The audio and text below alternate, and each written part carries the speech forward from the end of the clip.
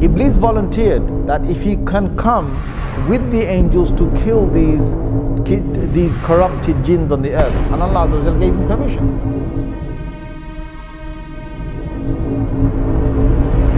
Suddenly Allah reveals to the angels and He says, I am about to make on the earth a Khalifa.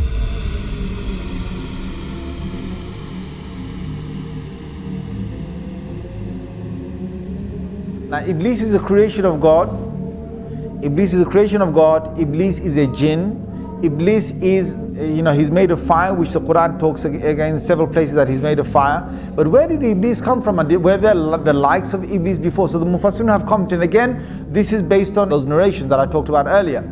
And what Allah Azza wa Jal did is that He created a whole creation of jinns that were on the earth. And this you will find in many of the early Mufassirun have commented on this.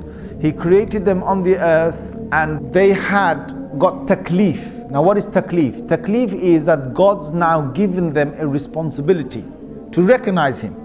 Now when Allah gives responsibility to creation, He will send messengers. So what Allah did is that He sent jinn messengers.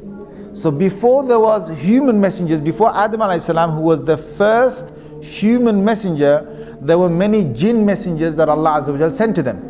Now the jinns are made of fire, and the jinns, one of the things they have inside them, being fiery is that you're angry and you're hasty, you're fast, you're very powerful. Now the sifat and the qualities that the jinns have between them is that they are in fights and they are in quabbles and they are in superiority and who can prove who's greater. This is one of the nature of the jinns, and they're always in this spirit of challenge. Now there are good jinns. Allah Azza wa Jal has said that in Surah Jinn itself. He's talked about two different groups of jinns, and He said the salihun, and there's those who are pious and those who are not pious. Now the ones that were on the earth were both types, and messengers came down. But the messengers in the many numbers were killed by the jinns on the earth. And there was great corruption that prevailed on the earth. There was great corruption that prevailed on the earth. Now there was one notable jinn that was very pious. Iblis, being who he was a good jinn, and he started to worship God to the extent, because jinns could fly, and jinns could go through many of the heavens. They could go up and down. They didn't have to stay on the earth. They could travel up. It was only when Rasulullah sallallahu alaihi wasallam came that they were trapped within this first universe. This is clear from the Quran. This in Surah Safat you will find this. In Surah Jinn you will find this. That Allah did not allow them to go beyond the first heaven, or the first heaven meaning the end of this universe. They can't go past that after Rasulullah sallallahu alaihi wasallam became a prophet. But before that they could go above that. So what happened is that on these travels, Iblis proved himself that he was so close to God. And Allah Azza wa Jal then allowed him to get closer and closer, to higher and higher basically. And they say in some of these narrations that there was no space in the heavens was left, like no large space was left in the heaven, but Iblis had gone there and he had worshipped God. So he was a very, very, very close, you could say jinn, servant jinn, however you want to put it, to God. Until then, Allah Azza wa Jal allowed him to come in the company of the malaika, of the angels. And he got the chance to be in the company of the malaika. Allah decided that He's going to send the angels down to the earth and to banish the mutamarrideen, or those jinns that had causes a lot of corruption on the earth.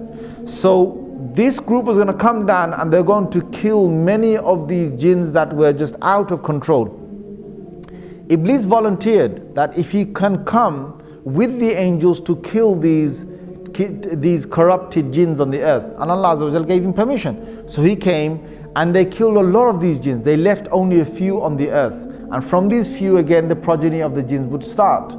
Now Iblis returns back. Now many, maybe hundreds of years, I don't know, whatever is going by, because jinns have very long lives. They don't have short lives that the human beings that, we only have 60, 70, 100 years. They have hundreds of years. Perhaps they could have a few thousands of years of living.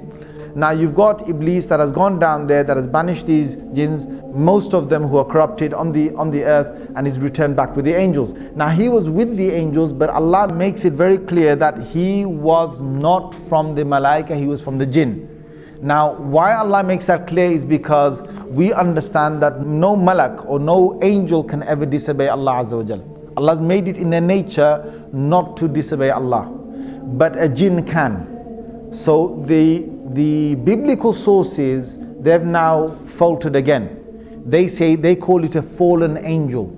So what they say is that if an angel decides to go against the will of God or the command of God, then that angel, Allah drops him from the rank of the angels, and now he becomes a fallen angel. That's the biblical sort of side, or what some of them believe. The Muslims don't believe that. No angel can ever disobey Allah Azza wa Jal. So that's where we find that Iblis was able to disobey Allah, because he wasn't from the malaika.